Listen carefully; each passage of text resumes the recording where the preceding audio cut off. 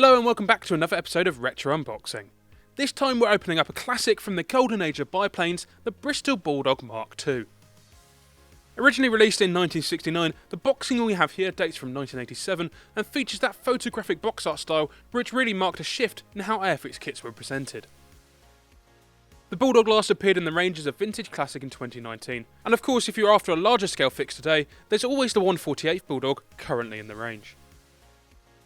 Inside the box, the sprues are moulded in a distinctive silvery plastic. A few of the smaller parts have clearly made a break for freedom over the years, but the majority are still present and accounted for.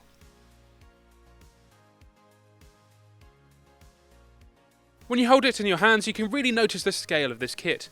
It looks tiny, and you can immediately imagine just how fiddly the rigging is going to be once everything comes together. What's surprising is just how much is packed in here. There are quite a lot of parts for such a small kit, which promises a rewarding build if you're prepared to take your time.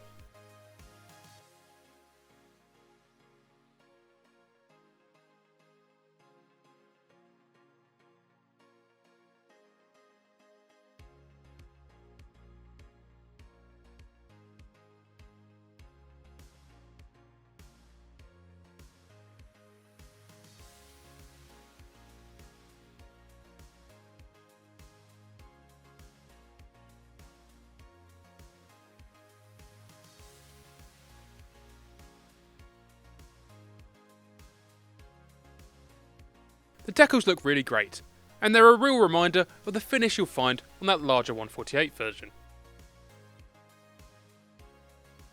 There's also a full paint guide, complete with Humbrol colour references that still feel genuinely useful today. The instructions themselves look relatively simple on paper, but don't be fooled. Some of those smaller components will definitely keep your tweezers busy. And if you've enjoyed this retro unboxing, don't forget to like and subscribe.